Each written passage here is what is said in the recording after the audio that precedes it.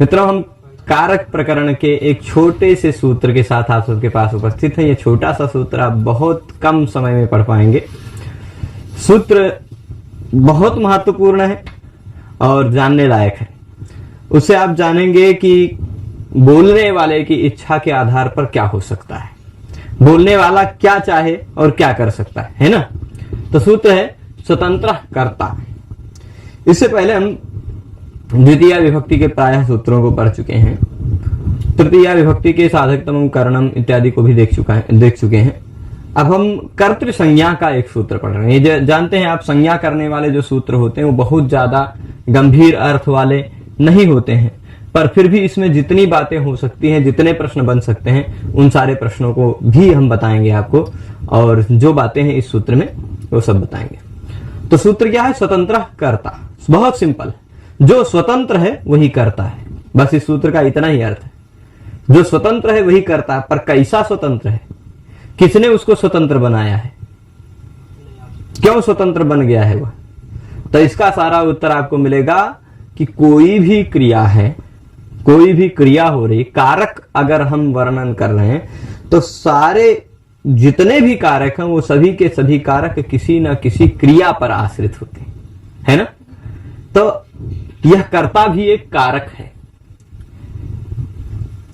और वह कर्ता कारक हमेशा स्वतंत्र रहता है ना।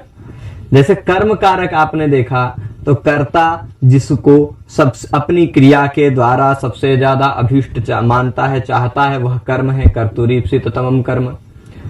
कर्ता अपनी क्रिया को जिस साधन से सिद्ध करता है वह करण है ना। कर्ता उस कर्म के द्वारा, कर्ता अपने कर्म के द्वारा जिसका अभिप्राय करता है वह संप्रदान है। जिससे विश्लेष होता है वह स्थान अपादान है। क्रिया का विश्लेष भी एक क्रिया है। और फिर उसके बाद जिस स्थल पर क्रिया होती है वह आधारभूत अधिकरण है। तो प्रत्येक कारक क्रियाओं पर आश्रित होते हैं। उसी में एक कारक है कर्ता कारक, कर्तृकारक जिसे कहते हैं। वो कौन होता है? स्वतंत्र। कब? क्रिया में। किसी भी क्रिया में, क्रियायाम, यहां क्या लिखा है? क्रियायाम, यानी क्रिया में स्वातंत्र्येण विवक्षिता। स्वातंत्र्येण विवक्षिता क्या तात्पर्य होगा इसका? स्वतंत्रता से जो विवक्षित है, यानी जिसको स्वतंत्र रूप से हम कहना चाह रहे हैं। किस रूप से कहना चाह रहे हैं? स्वतंत्र रूप से कहना चाह रहे हैं। कहां पर? क्रिया में। क्रिया में जिस किसी को भी हम स्वतंत्र रूप से कहना चाह रहे हैं वह करता है। जैसे अभी देख लें, हमने इससे पहले कई बार पढ़ाते समय भोजन का उदाहरण दिया, भोजन पकाने का। भोजन पकाने की क्रिया हो रही है, ठीक है। हम क्या बोलना चाहते हैं? हम मान लीजिए वक्ता हैं, हमारे बोलने की इच्छा है, हम जिसको बोलना चाहें उसको कर्ता बनाकर बोल सकते हैं। ये बात क्लियर है? जैसे मैंने बोल दिया मैं खाना बना रहा हूं, ठीक है, यानी अब खाना बनाने की क्रिया में स्वतंत्र रूप से मैंने अपने आप को बोल दिया, मैं करता हो गया। देवदत्त खाना बना रहा है, देवदत्त हो गया। नौकर खाना बना रहा है तो वो नौकर हो गया, ठीक है। कर्ता हम अपनी विवक्षा के आधार पर, हम बोलने की इच्छा के आधार पर जिसको बनाना चाहे वो हो जाता है। पर इतना ही नहीं, ये तो व्यक्ति हो गए, मैं भी एक व्यक्ति हूं, देवदत्त भी एक व्यक्ति है और नौकर भी व्यक्ति है। हम चाहे तो ऐसे कह देते हैं कुकर खाना बना रहा है, बोल सकते हैं कि नहीं? खाना बनाने की क्रिया में हमने कुकर को स्वतंत्र बना के बोल दिया। गैस बहुत अच्छा खाना बनाता है, या अभी आजकल तो गैस का जमाना आ गया, गैस के सिवा चूल्हा बहुत अच्छा रोटी पकाती है ना। तो अब रोटी पकाने की क्रिया में हमने चूल्हा को कर्ता बना दिया, लकड़ी की आग को कर्ता बना दिया, हमने गैस की आग को कर्ता बना दिया, हमने कुकर को कर्ता बना दिया। चाहे कुकर बहुत अच्छा खाना पकाता है, बटलोही अच्छा खाना नहीं बनाती, बटलोही को कर्ता बना दिया। जिसको हम स्वतंत्र रूप से क्रिया में बोलना चाहते हैं वह कर्ता होता है। यही इतना इस सूत्र का तात्पर्य है। मान लीजिए आप सभी पढ़ रहे हैं, आप सब अपने आप को स्वतंत्र रूप से बोलना चाहते हैं तो क्या कहेंगे? हम पढ़ रहे हैं। लेकिन आप अपने आप को स्वतंत्र रूप से नहीं बोलना चाहते हैं किसी दूसरे को बोलना चाह रहे हैं तो कह देंगे गुरुजी हमें पढ़ा रहे हैं। या कुछ ऐसा बोल सकते हैं कि ये पढ़ रहा है, मैं नहीं पढ़ रहा हूं, है ना। किसी दूसरे को बोल सकते हैं, या किताब इसे देख लेंगे,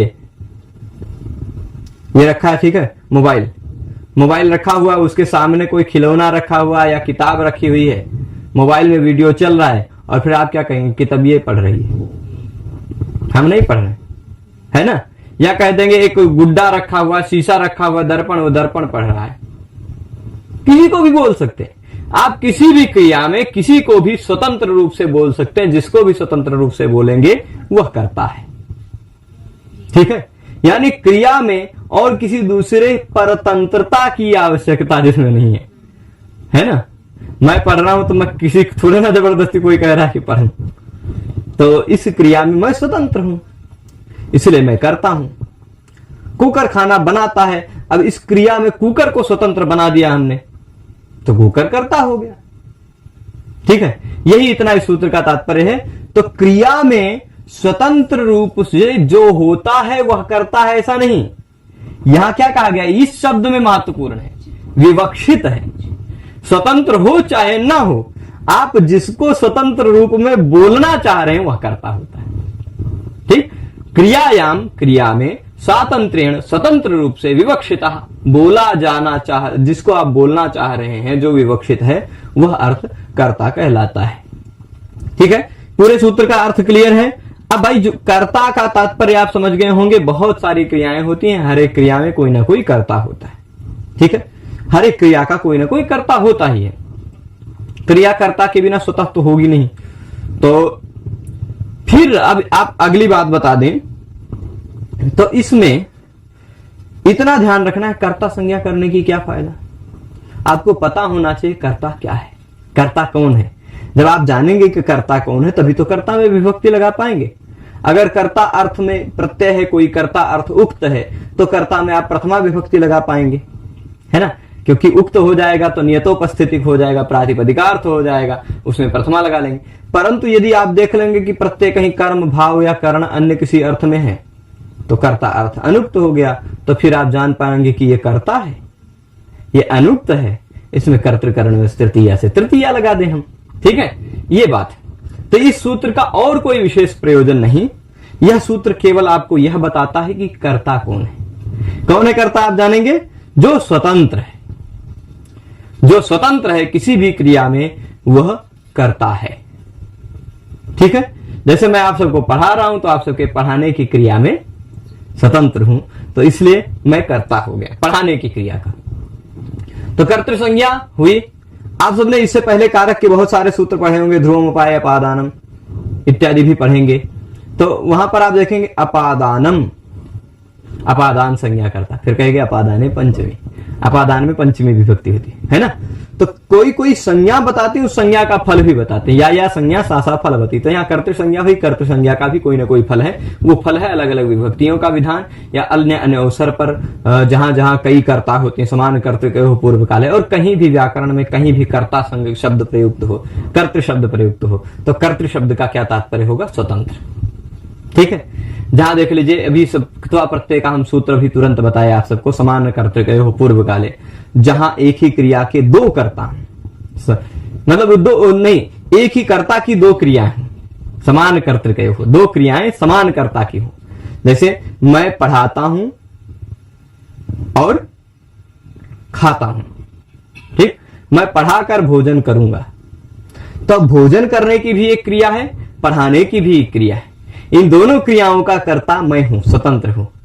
आपको कैसे पता चला कि मैं ही करता हूं, दोनों क्रियाएं समान कर्तृक हैं, कैसे पता चला, क्योंकि दोनों क्रियाओं में स्वतंत्र रूप से मैं ही विवक्षित हूं, मैं ही भोजन करूंगा, मैं ही पढ़ाऊंगा। तो स्वतंत्र कर्ता ने कहा कि मैं करता हूं, दोनों क्रियाएं समान कर्ता वाली हैं, इसलिए पहली क्रिया पर प्रत्यय लगाओ, वो उस सूत्र का तात्पर्य होगा। तो कर्तृ संज्ञा करने का यह सूत्र है। कर्तृ संज्ञा होने के बाद क्या कार्य होता है यह सब हम अगले भाग में देखेंगे। इस पाठ में इतना ही, इसके अग्रिम पाठ में हम इसके फल को जानेंगे। सभी लोग पूरे पाठ में जुड़े रहे, उसके लिए बहुत बहुत धन्यवाद। नमः संस्कृताय।